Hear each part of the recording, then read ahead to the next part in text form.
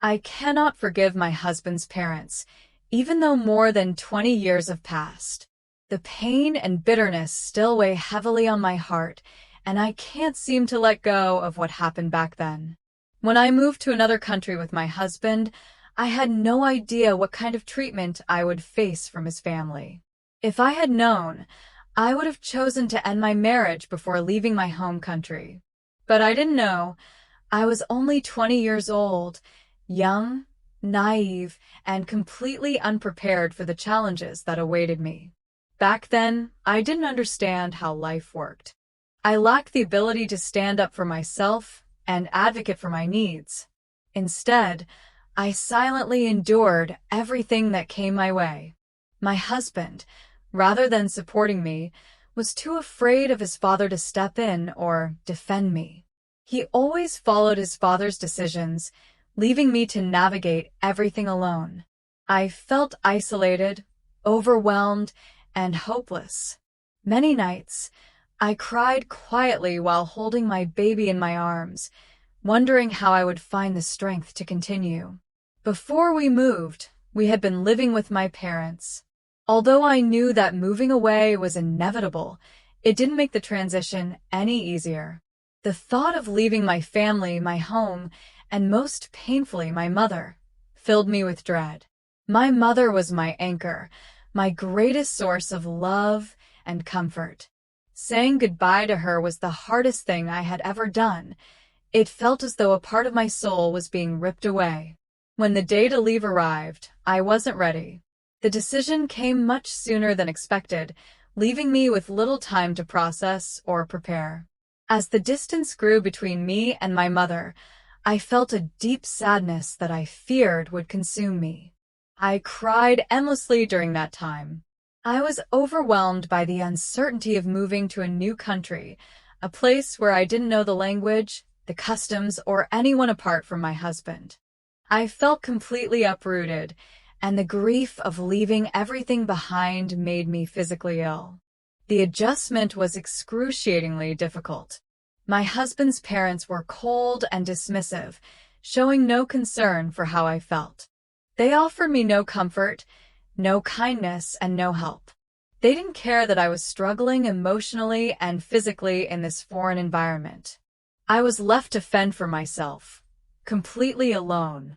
I had to muster every ounce of strength I had to care for my baby while battling overwhelming homesickness. My mother was also heartbroken over our separation, and knowing that only added to my sorrow. I pushed myself to keep going for her sake and for my child. I spent months going from one doctor to another because the stress and sadness had taken such a toll on my body. I felt constantly weak and exhausted, as though I were fighting an uphill battle I couldn't win. Eventually, I forced myself to adapt.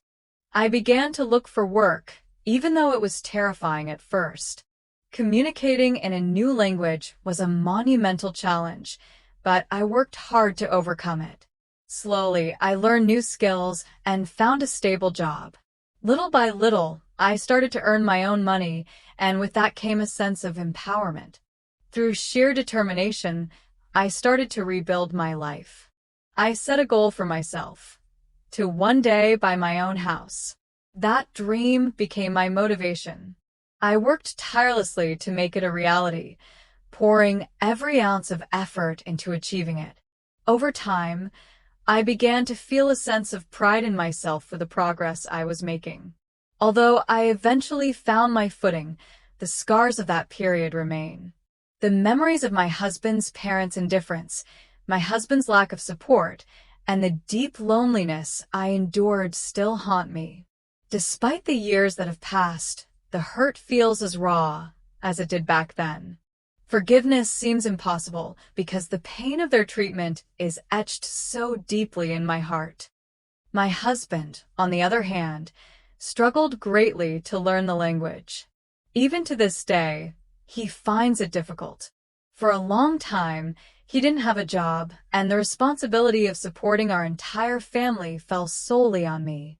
I worked tirelessly to make ends meet, juggling multiple responsibilities to ensure that our family was provided for.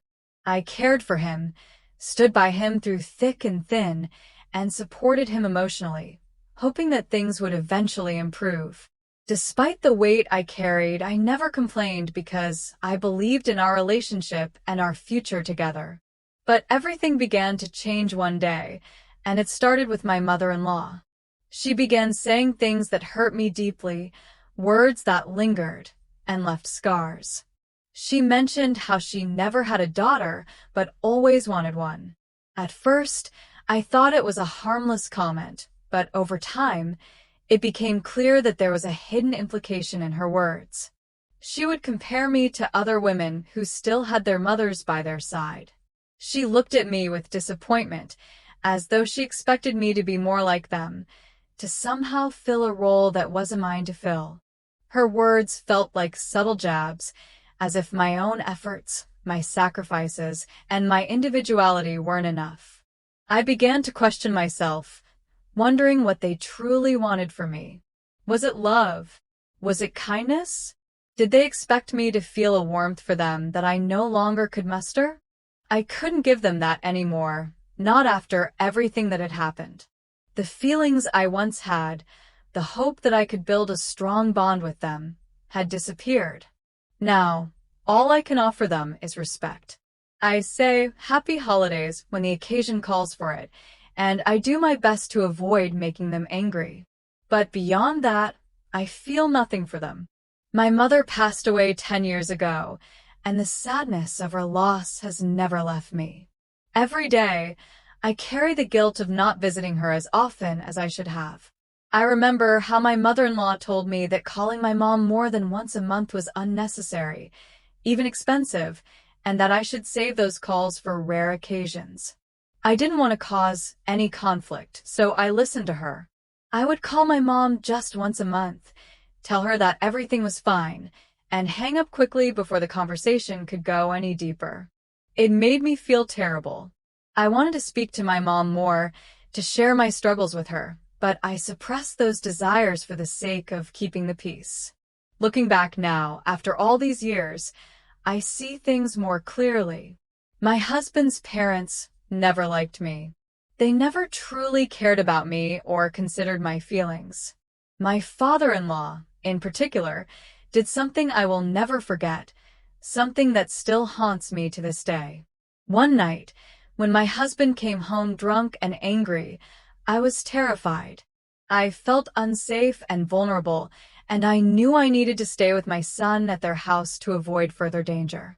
But instead of offering me protection, my father-in-law made things worse. He told me to leave the house, to return to my family, but he also made it clear that I couldn't take my son with me. He expected me to abandon my child and leave him behind. That was a breaking point for me. I couldn't and wouldn't leave my son. He was my priority, my everything, and there was no way I could walk away from him, even if it meant enduring more pain and humiliation. I chose to stay for him, but the memory of that night still fills me with anguish. Even now, as I think about it, my chest tightens with the weight of the hurt and betrayal I felt. It feels like this happened so long ago, yet the pain is still raw whenever I recall those moments. I find myself crying sometimes, unable to understand why I was so weak back then. Why couldn't I stand up for myself? Why did I let them treat me that way? And why do I still speak to them as though none of this ever happened? It feels like I'm betraying myself every time I pretend to be kind to them. It hurts to wear this mask, to act like everything is fine when, deep down, I feel broken and bruised by the past. I know this story is messy and confusing, and I apologize for writing it this way. It's just so difficult to put everything into words. I'm still trying to make sense of it all, trying to figure out how I can keep interacting with them despite the pain they've caused. I know I'll never forget the things they've done, but I hold on to the hope that, one day, I can heal from it. Maybe then, I'll find the strength to move forward, free from the weight of this burden.